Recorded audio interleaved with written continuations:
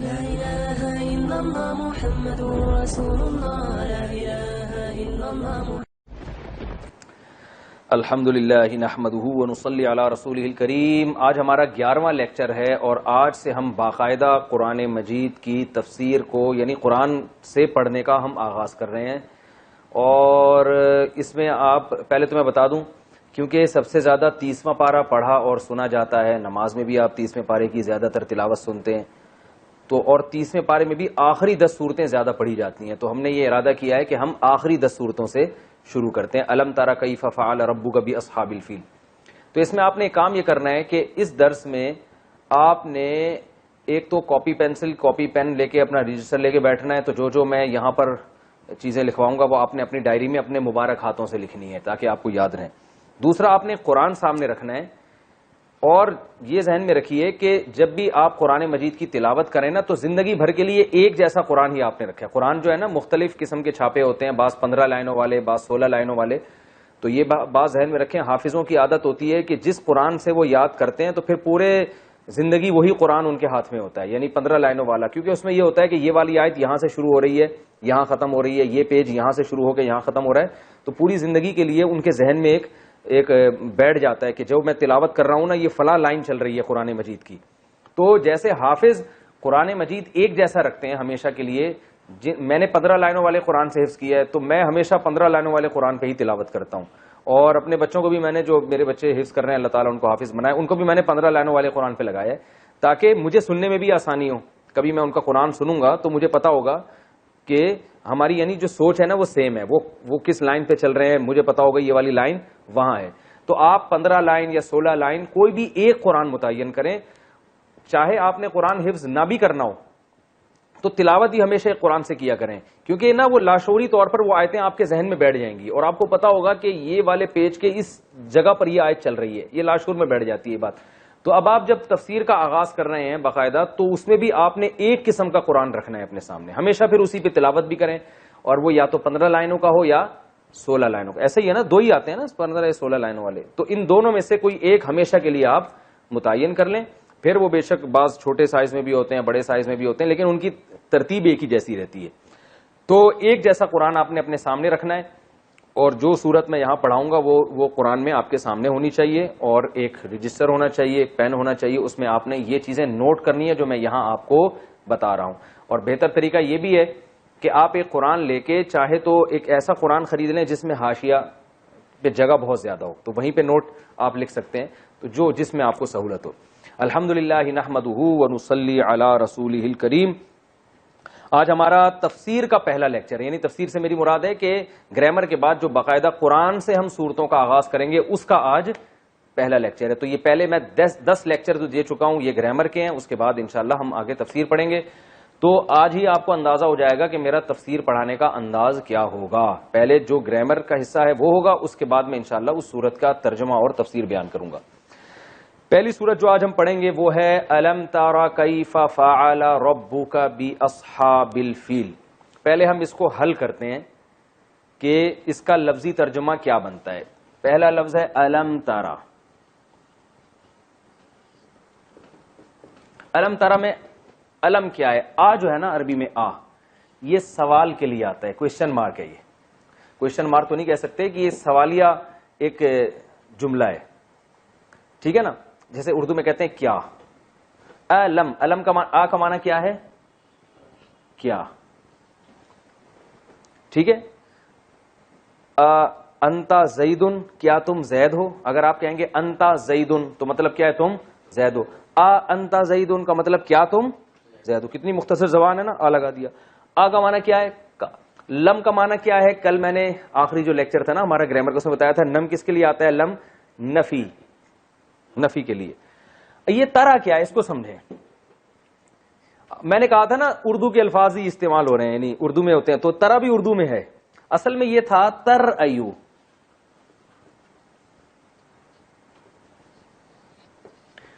یہ کس سے ملتا جلتا ہے؟ تضربو یا تسمعو کی طرح، تسمعو۔ تضربو کا معنی مارتا ہے یا مارے گا، اور تسمعو کا معنی تو سنتا ہے یا سنے گا، تو تسمعو اور تضربو سے ملتا جلتا ہے۔ تر ایو،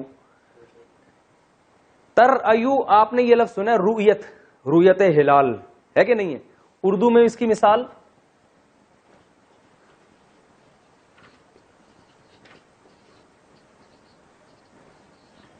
رؤیت ہلال،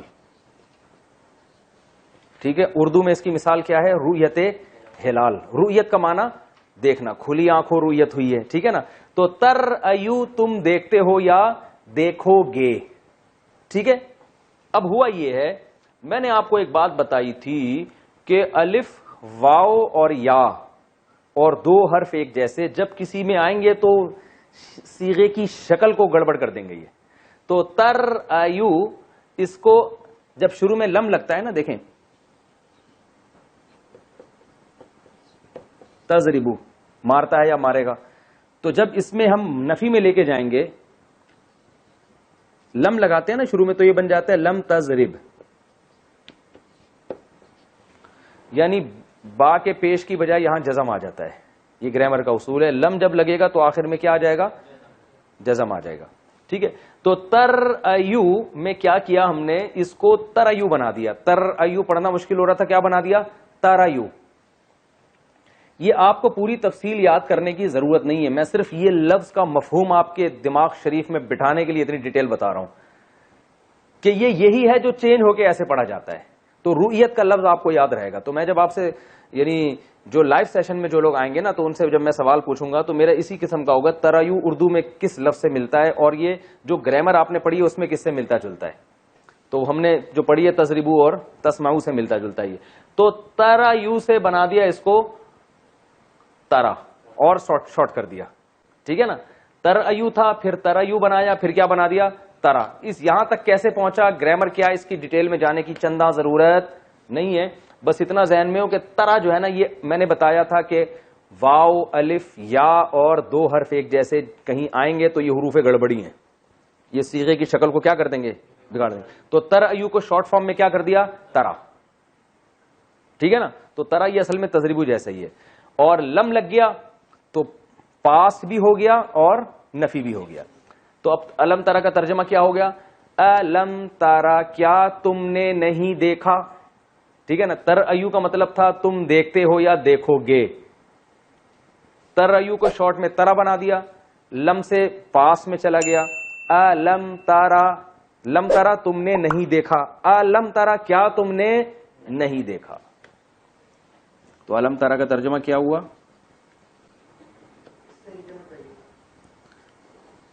کیا تم نے یا آپ نے، یہ آپ لوگ جب اپنے مبارک ہاتھوں سے لکھیں گے نا، اپنے رجسٹر میں اپنے خود مبارک ہاتھوں سے، تو پھر آپ کو زیادہ اچھی طرح سے سمجھ میں آئے گا. الم ترا، کیا آپ نے نہیں دیکھا، یہ ترجمہ ہو گیا نا.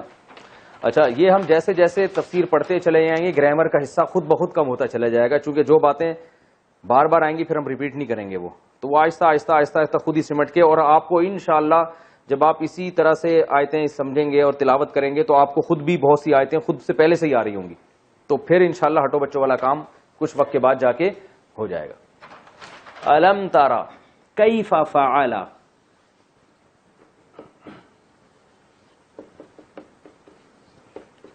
بہت مزیدار جملہ ہے، یہ بہت آسان ہے. کیفا کیسے، عربی میں پوچھتے ہیں کیفا حالک، کیا حال ہے بھائی. اردو میں لفظ ہے کیفیت، بتائیں.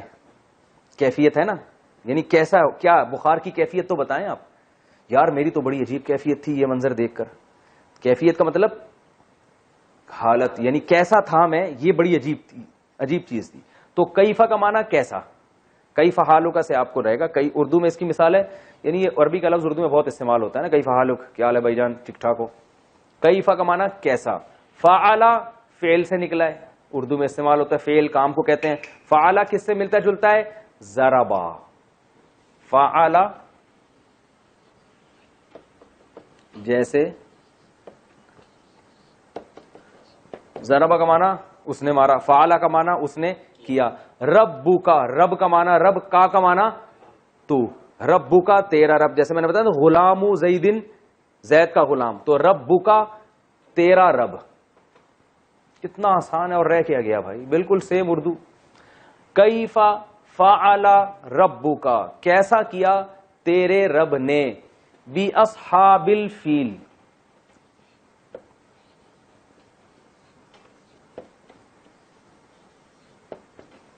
اصحاب کہتے ہیں ساتھی کو، صاحب، صاحب کی جمع کیا ہے؟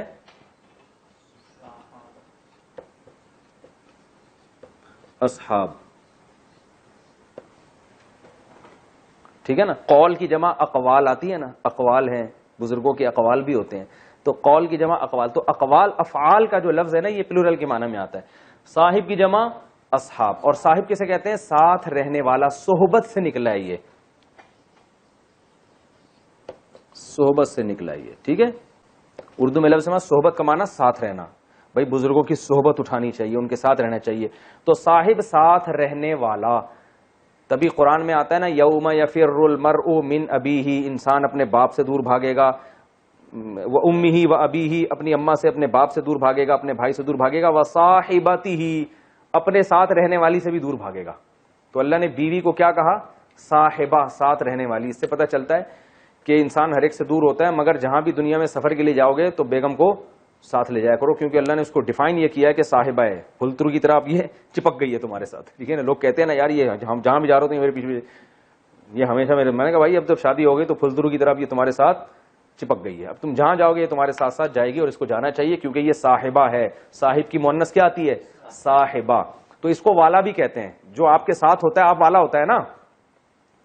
ارے گولے گنڈے والا کسے کہتے ہیں؟ جو گولا گنڈے کی دکان ہر وقت گولا گنڈا ساتھ لے کے گھوم رہا ہو نا. سبزی والا جو سبزی کو ہر وقت ساتھ لے کے گھوم رہا ہو. تو گول گپے والا جو ہر وقت. تو صاحب کسے کہتے ہیں؟ والے کو، والا، دودھ والا، صاحب الملک، ٹھیک ہے نا، ٹھیک ہے نا. تو صاحب اللبن، ٹھیک ہے نا، صاحب المال، مال والا. تو اصحاب میں نے والا. فیل کسے کہتے ہیں؟ ہاتھی کو. یہ لفظ اردو میں استعمال نہیں ہوتا، تو کچھ خود بھی یاد کر لیا کریں. آپ اس فیل کے لفظ میں اچھا فیل محسوس نہیں کر رہے ہوں گے کیونکہ اردو میں اس کی مثال نہیں ملتی. تو فیل کہتے ہیں ہاتھی، ایلیفنٹ، ٹھیک ہے نا. کتنا آسان ہو گیا. کیف فعل ربک، با کا معنی ساتھ، جیسے ہم کہتے ہیں نا بسم اللہ الرحمن الرحیم. جب ہم سورہ فاتحہ پڑھیں گے نا تو وہاں پھر میں بسم اللہ کو بھی ڈیفائن کروں گا، اللہ کے نام کے ساتھ. تو با کا معنی کیا ہے؟ ساتھ. یہ اپنی ڈائریوں میں آپ لوگ نوٹ کرتے رہیں. تو الم تارا کیف فعل ربک، آپ نے دیکھا نہیں کہ آپ کے رب نے کیسا کیا، باصحاب الفیل، ہاتھی والوں کے ساتھ. اصحاب کا معنی کیا ہو گیا؟ والے، ٹھیک ہے نا، جو ہاتھی لے کر آئے تھے، جو ہاتھیوں کے ساتھ تھے. ہاتھی والوں کے ساتھ آپ کے رب نے کیسا کیا. الم تارا، آپ نے دیکھا نہیں، ٹھیک ہے نا. تفسیر تو بعد میں ہوگی نا، پہلے میں اس کو حل کر دوں. الم یجعل کیدہم فی تضلیل،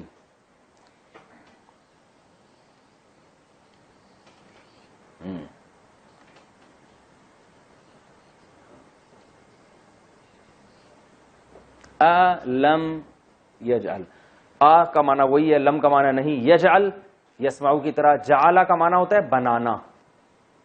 جعل کا معنی کیا ہوتا ہے؟ بنانا. تو یجعل بناتا ہے، لم یجعل نہیں بنایا. لم یجعل کیا نہیں بنایا اس نے. کیدہم، قید کہتے ہیں تدبیر کو. قید کسے کہتے ہیں؟ جو چالاکیاں اور تدبیر ہوتی ہے نا، مکائد الشیطان، اردو میں یہ لفظ استعمال ہوتا ہے مگر بہت گاڑی اردو میں استعمال ہوتا ہے. شیطان کی بری تدبیریں. تو قید کسے کہتے ہیں؟ بری تدبیر، تدبیر جو بری ہو. تضلیل، فی کا معنی میں ہوتا ہے نا، 100% کہتے ہیں نا. فی کسے کہتے ہیں عربی میں کو. ان 100%، صد فارسی کا لفظ ہے، 100 کو کہتے ہیں. فی کا معنی میں اور 100 کا معنی 100. تو 100 میں 100 اردو میں کہتے ہیں نا 100%، یہ بات درست ہے، یعنی 100 میں 100 یہ بات درست ہے. تو فی کا معنی یہاں سے آپ یاد رکھیں کہ فی کا لفظ جو ہے نا 100% میں استعمال ہوتا ہے. تو فی تضلیل، تضلیل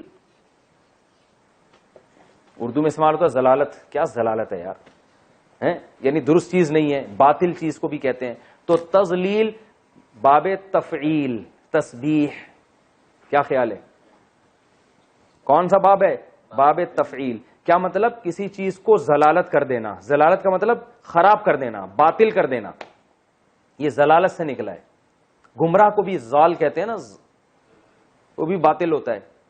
تو تضلیل باطل کر دینا, ٹھیک ہے نا, باطل کرنا.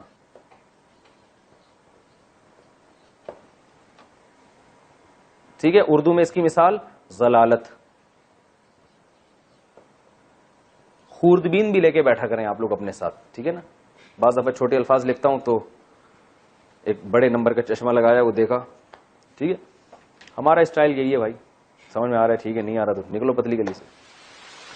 الم یجعل کیدہم, ہم آپ نے ضمیر پڑھی ہے, پروناؤن. کیدہم ان کی, بھائی غلام زید, غلام زیدین زید کا غلام, تو کیدہم ان کی تدبیر.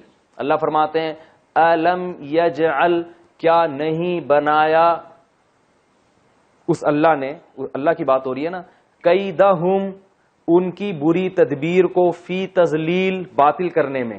یعنی کیا اللہ نے ان کی تدبیر کو باطل نہیں کر دیا؟ یہ اس کا بامحاورہ ترجمہ ہوگا. کیا آپ نے نہیں دیکھا کہ تیرے رب نے ہاتھی والوں کے ساتھ کیا کیا؟ کیا اس رب نے ان لوگوں کی تدبیر کو باطل نہیں کر دیا؟ یعنی ان کی تدبیر کو ضلالت میں نہیں ڈال دیا, ٹھیک ہے نا, ان کی تدبیر کو باطل ہونے میں نہیں ڈال دیا. تو ایک ہوتا ہے لفظی ترجمہ, ایک ہوتا ہے حاصل یعنی بامحاورہ سلیس ترجمہ. وہ کیا ہے کہ کیا اللہ نے ان کی تدبیر کو خراب نہیں کر دیا؟ وَأَرْسَلَ عَلَيْهِمْ طَيْرًا أَبَابِيلَ. زبردست.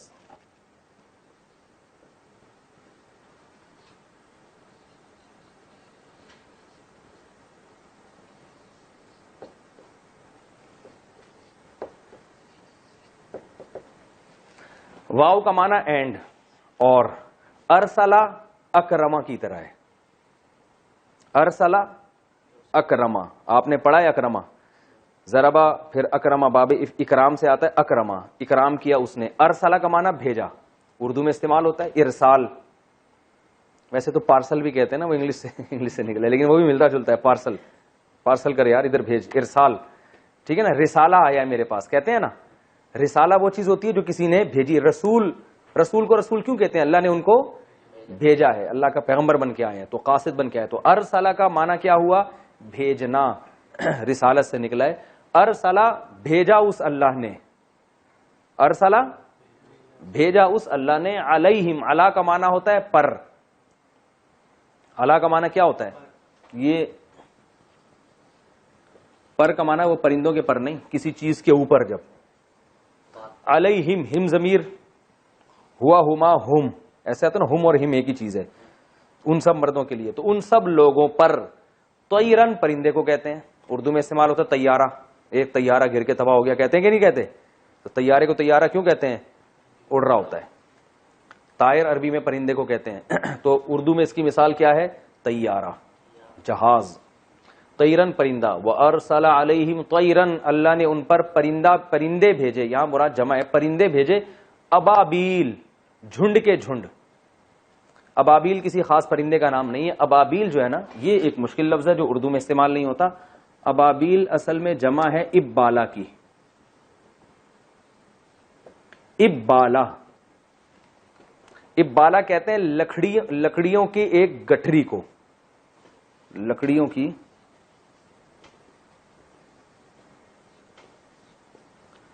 گٹھڑی. گٹھری ہوتا ہے, گٹھڑی ہوتا ہے, گٹھری, بس جو بھی ہوتا ہے, جس قوم میں جو ہے وہ یہاں ڈال دیے گا, ٹھیک ہے نا. گٹھری, ابالا کہتے ہیں. یہ تھوڑا مشکل لفظ ہے, اردو میں استعمال نہیں ہوتا. لکڑیوں کی گٹھری. اس کی جمع آتی ہے ابابیل. جمع کیا ہے؟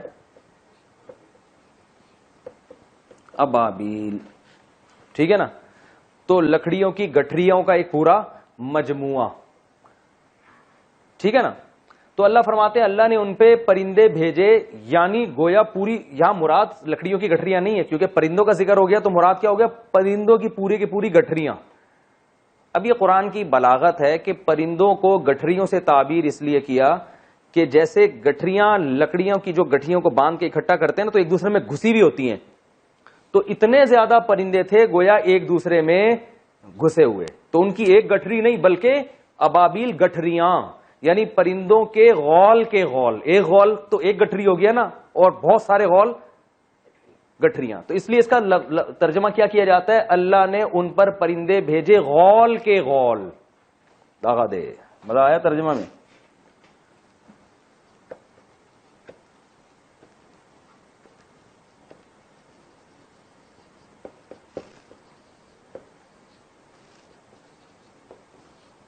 ہم اس کا ترجمہ کیا کرتے ہیں؟ اللہ نے کو ابابیل پرندہ بھیجا. ٹھیک ہے نا. تو اللہ نے ان پر پرندے بھیجے غول کے غول. پورے غول کے غول پرندوں کے آ رہے تھے، جو سبز، اور روایت میں ملتا ہے سبز اور نیلے رنگ کے کچھ چھوٹے چھوٹے پدے پدے سے پرندے تھے وہ. وَأَرْسَلَ عَلَيْهِمْ طَيْرًا أَبَابِيلَ. ٹھیک ہے. آگے ہے ترمیہم.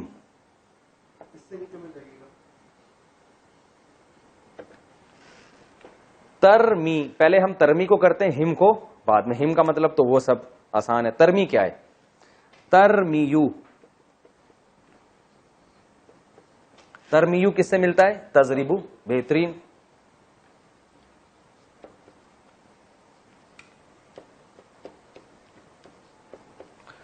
تضریبو جو ہے نا، مارتا ہے یا مارے گا. اور تضریبو ایک اور معنی میں بھی آتا ہے، گردان پڑھ لیتا ہوں پوری. یضربو، یضربانی، یضربونا.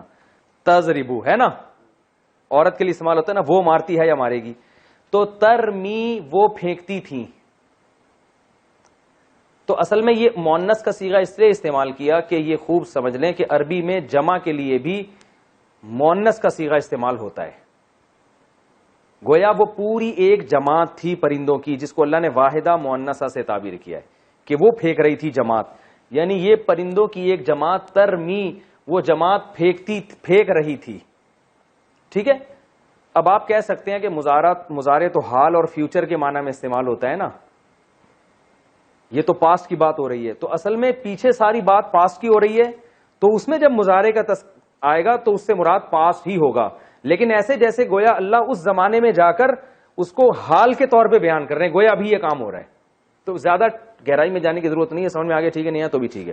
ترمی کا مطلب وہ پھینک رہے تھے، کیونکہ پیچھے ساری بات پاسٹ کی ہو رہی ہے. تو گویا وہ منظر آپ اپنی آنکھوں سے دیکھ رہے ہیں کہ وہ پھینک رہے ہیں گویا، حالانکہ ماضی میں کام ہوئے، لیکن اللہ تعالیٰ اس کو حال کے قریب لے کر آ رہے ہیں. یہ بلاغت کی بات ہے. ترمی، ترمی کا معنی رمی کیسے کہتے ہیں عربی میں؟ پھینکنے کو. رمی کسے کہتے ہیں؟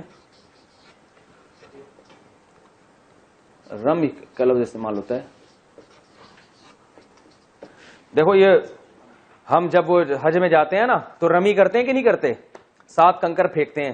تو وہاں سے آپ کو یاد رہے گا رمی کا معنی کیا ہے؟ پھینکنا. ترمیو، وہ پھینکتے تھے، وہ پرندے پھینک رہے تھے. ترمی، آخر میں چونکہ یا آ رہا ہے نا تو ترمیو کو ترمی کر دیا. میں نے بتایا تھا واو الف اور یا گڑبڑ کریں گے ہمیشہ، تو ترمیو کو کیا بنا دیا؟ ترمی. تو وہ پرندے پھینک رہے تھے، ہم، ان کے اوپر، ان کو مار رہے تھے. بحجارہ،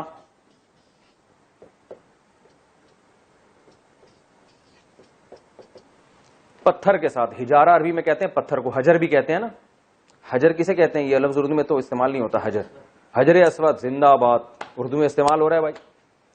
حجر اسود کالا پتھر. تو حجر کسے کہتے ہیں؟ پتھر کو. ہجارہ بھی پتھر کو. تو ہجارہ جیسے حجر اسود، اردو میں اس کی مثال. یہ سب مثالیں آپ نے اپنی ڈائری میں لکھنی ہیں تاکہ آپ کو ہنٹس رہے نا، یاد رہے. ہجارہ پتھر.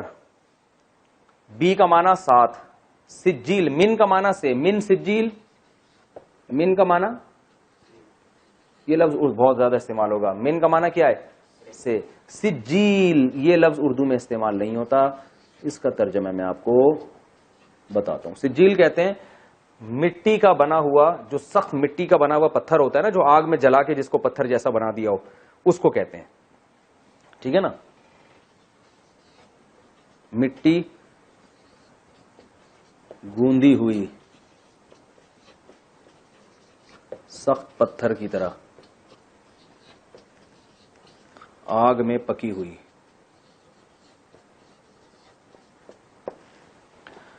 صحیح ہے نا. تو اللہ فرماتے ہیں وہ پتھر کے ذریعے ان کو مار رہے تھے. با کا معنی ساتھ، یعنی پتھر کے ساتھ ان کو مار رہے تھے، ایسے پتھر من سجیل جو سخت مٹی کے کنکر جو ہوتے ہیں نا پکے ہوئے، اس کی جنس میں سے تھے، اس کی قسم میں سے، یعنی ان پتھروں میں سے وہ پتھر تھے. تو اللہ نے ان کے ہاتھ میں پرندوں کی چوچوں میں چھوٹے چھوٹے نا، مفسرین نے لکھا ہے کہ مسور کی دال کے برابر یا چنے کی دال کے برابر پکی ہوئی مٹی کے سخت جیسے پتھر ہوتے ہیں نا، وہ چھوٹے چھوٹے کنکریاں اس پہ پھینکتے تھے وہ ان کے اوپر. ایسی فائرنگ ہو رہی تھی ان کے اوپر اتنی چھوٹی چھوٹی چیزوں کے ذریعے. ترمیہم وہ پھینک رہے تھے بحجارتن ان کو مار رہے تھے پتھر کے ساتھ، ایسے پتھر جو مٹی کی بنے ہوئے پتھر تھے. ٹھیک ہے نا. آگے فجعلہم،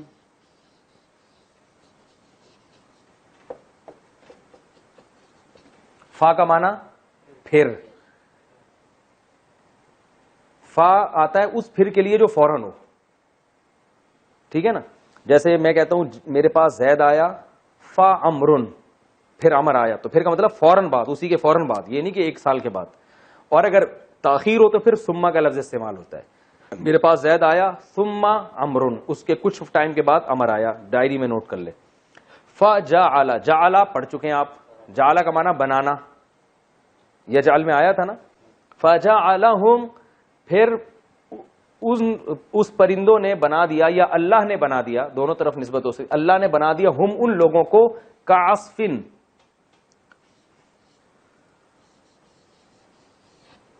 کاف کا معنی ہوتا ہے طرح. جیسے ہم کہتے ہیں زیدن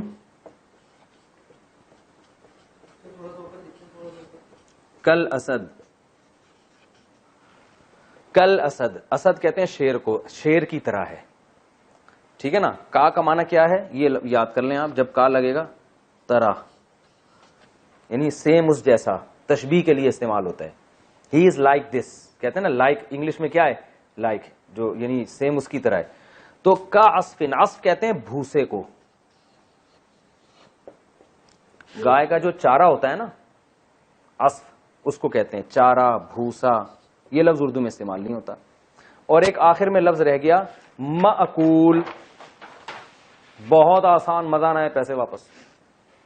فجعلہم کعصف مأکول، سوری، مأکول. مأکول کیا ہے؟ عقل سے. عقل کسے کہتے ہیں؟ کھانا، عقل و شرب کہتے ہیں نا. تو اکالا ماضی ہے ضربا کی طرح، یأکلو ینصرو کی طرح، وہ کھاتا ہے یا کھائے گا. آکلن قاتلن کی طرح، کھانے والا. اور مأکولن مقتولن کی طرح، جس کو کھایا جائے. یہ ہو گیا نا مأکول. اس کے بعد بھی اگر تفسیر کسی کے سمجھ میں نہیں آ رہی نا تو پولیس بھی اس کو سمجھا نہیں سکتی. اس سے زیادہ میرا خیال ہے کہ آسان طریقہ ہو نہیں سکتا. مأکول جس کو کھایا جائے، یہ اس میں مفعول ہے. ٹھیک ہے نا. جسے کھایا جائے. تو اب عصف مأکول کیا ہو گیا؟ عصفن مأکولن، وہ بھوسا جسے کھایا گیا ہو. ایک تو بھوسا ویسے ہی بھوسا ہوتا ہے، اوپر سے وہ جانور نے کھا کے اس کا جو حال کیا ہوتا ہے. ٹھیک ہے نا، وہ کیا بن چکا ہوتا ہے. تو اللہ فرماتے ہیں فجعلہم، قرآن میں دیکھیں اللہ کہتے ہیں بنا دیا اللہ نے ان کو کعصفن، ایک بھوسے کی طرح. ایسا بھوسا مأکول جو کھایا ہوا ہوتا ہے. تو اس کا بامحرف ترجمہ ہوتا ہے اللہ نے بنا دیا ان کو کھائے ہوئے بھوسے کی طرح. ٹھیک ہے. تو اب میں سمجھ میں آ گیا نا یہ. اب میں اس کا لفظی ترجمہ کرتا ہوں. الم تر کیف فعل ربک باصحاب الفیل، کیا آپ نے دیکھا نہیں کہ تیرے رب نے ہاتھی والوں کے ساتھ کیسا سلوک کیا. الم یجعل کیدہم فی تضلیل، کیا اس اللہ نے ان کی تدبیر کو باطل نہیں بنا دیا، باطل نہیں کر دیا. الم یجعل کیدہم فی تضلیل وارسل علیہم طیرا ابابیل، اور اس اللہ نے بھیجے ان لوگوں کے اوپر پرندے غول کے غول، جھنڈ کے جھنڈ، جماعتوں کی جماعتیں.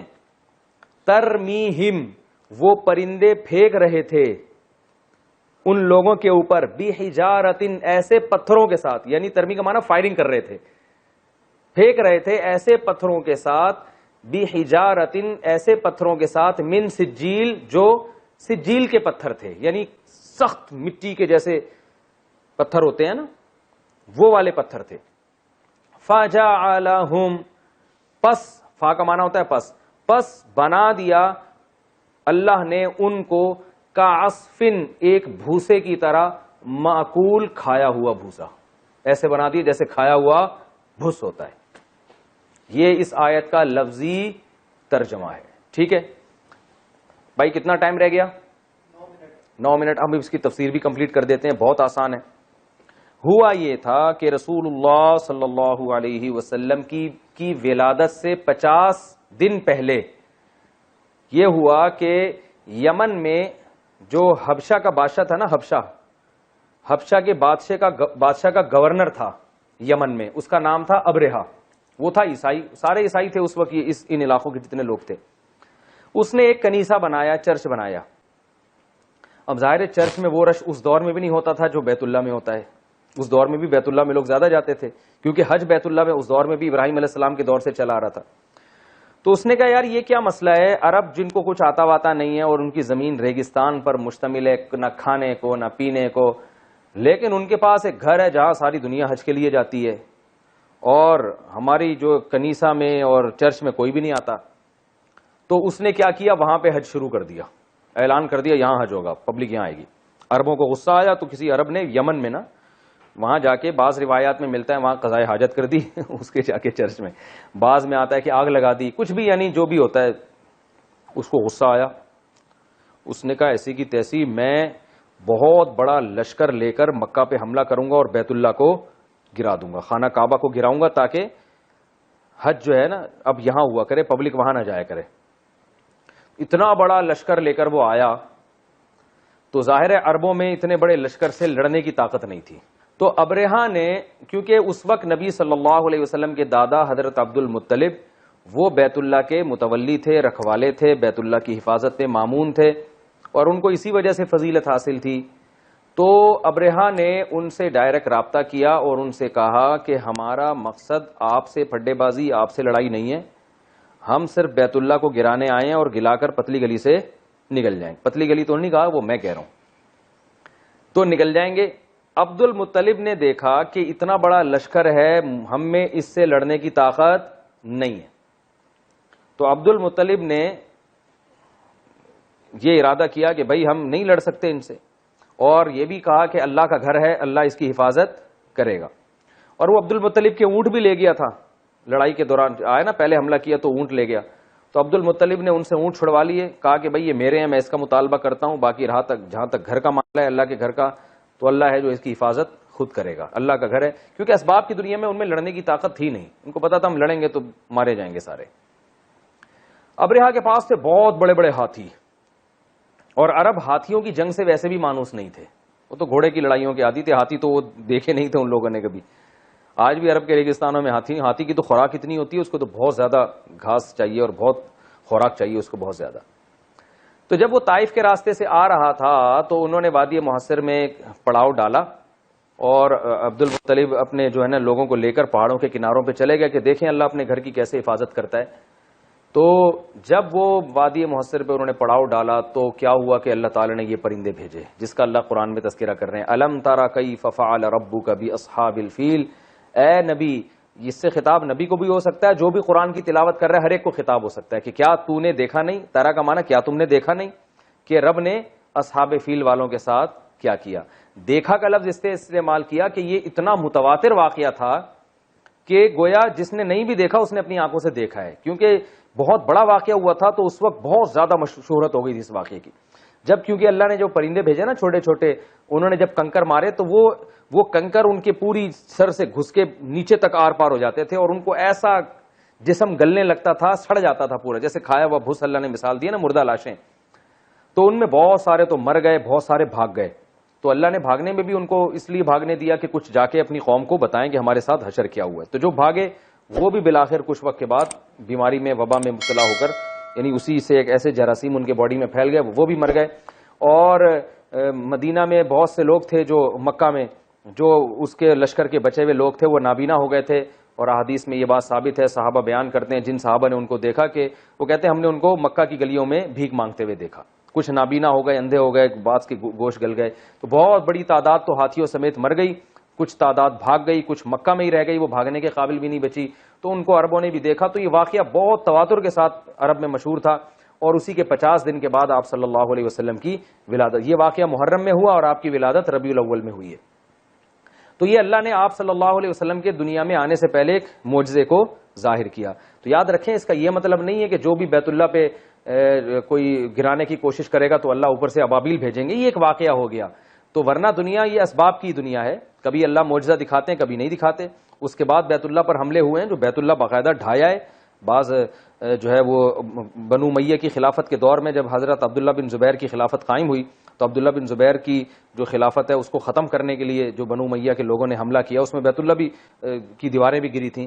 تو یہ اس لیے کہہ رہا ہوں کہ ایتھیس اور جو مذہب مخالف لوگ ہیں وہ یہ کہہ سکتے ہیں کہ بیت اللہ کو اللہ نہ کرے کوئی گرانا چاہے تو کوئی اوپر سے فرشتے نہیں آتے. تو اللہ نے کبھی نہیں وعدہ کیا کہ جب بھی کچھ ایسا کرو گے تو فرشتے آئیں گے. حدیث میں آتا ہے قرب قیامت میں بیت اللہ کو ڈھا دیا جائے گا، حج بند ہو جائے گا. تو لیکن کبھی اللہ اپنی قدرت دکھا دیتا ہے. تو اس لیے بیت اللہ کی حفاظت ہماری ذمہ داری ہے. ایسا نہیں ہے کہ ہم بھی عبد المطلب کی طرح کہ بھئی اللہ بچائے گا.